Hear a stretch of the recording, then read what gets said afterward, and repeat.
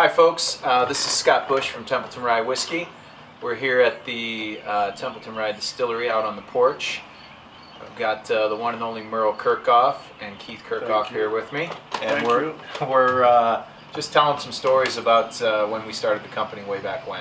So I was thinking of one, Meryl, actually, the first time you and I met, which this is one we laugh about a lot at the distillery. But here's my recollection, and then you tell me what you remember. But I had this idea, hey, we're going to restart Templeton Rye. I'd been talking about it with some people and working on it. And I went to my Uncle Gus, who, it would be Gus, my great-grandfather was the person in our family who had made Templeton Rye. And my great-uncle is still around. And I went to him and said, how do we make Templeton Rye? And he said, well, the last time our family made it was 1932. So he couldn't be too helpful. But he said, there's one family I know of that might be able to help you, the Kirchhoffs down in Manning. And I said, well, that's interesting. And I called who would be your brother, Dave, and spoke with his wife, Dee, and did not get very far. In fact, she didn't have much to say to me. And she said, well, Dave was a kid back then. Who you want to talk to is Meryl. And I had never met Meryl, and I said, well, okay, that sounds interesting. And I gave you a call. And my recollection is the first time I called, the conversation lasted about 30 seconds until you hung up. And when I called back, there was some discussion, and obviously, when you were brought up not to talk about Templeton Rye. Right.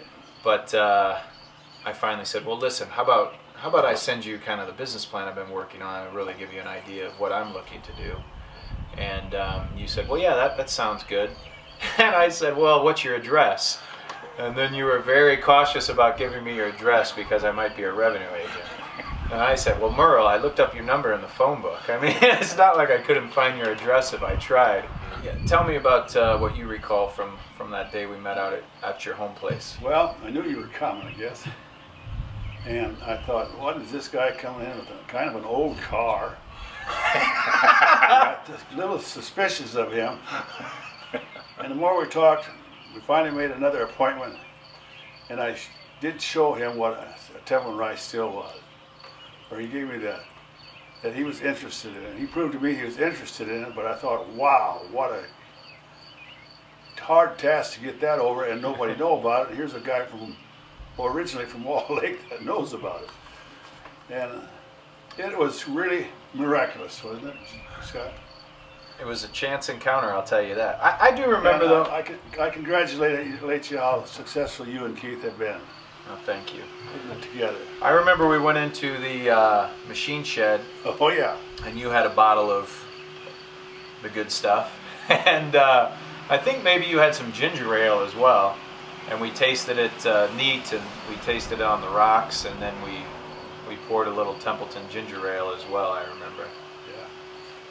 And I remember your comment, I think we had 2 drinks, and Meryl said, well, we better not have another one or we'll be here all day. I know I made you get on your knees and promise me you wouldn't kind of blow this around. But you're going to get me in trouble, Scott. Now we're putting it on film.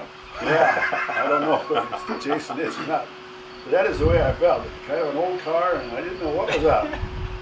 Well, yeah, so Uncle Gus, told me there was really not much he could do because we hadn't, the last time my great-grandfather made the product was way back in the 30s, and that recipe had gone away. He told me, try this Kirchhoff family down in Manning. So I initially went to Merle's brother, Frank, or to Dave, I mean, and they said, well, you need to talk to Meryl. He was the oldest boy. He's the one that would know about it. So so I just looked up Meryl's number on the internet and gave him a call.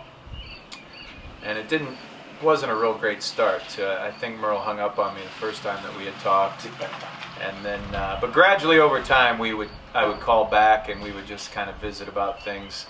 I'd ask about the weather, how farming was going, get Meryl talking a little bit, and then I'd say, well, what about Templeton Rye? And he would just clam up, and that would pretty much be the end of that discussion. But I was coming home, I think, for Christmas, and I called Meryl and said, hey, let's meet. and just get to know each other a little bit. And we went out to, you call it the Kirkhoff home place, right? Home place, yeah. And We sat in a car and talked a while. sat in the car and talked a while. Yeah, quite a while.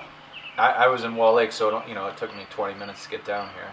And then we went in the machine shed, and there was a little bit of the good stuff, so we had a drink together. But I do remember, Meryl, the first time we met, I kind of told you about my family in Wall Lake, and you were telling me, about your kids and everything, and I thought, we had a lot in common, even way back then, and I felt very comfortable.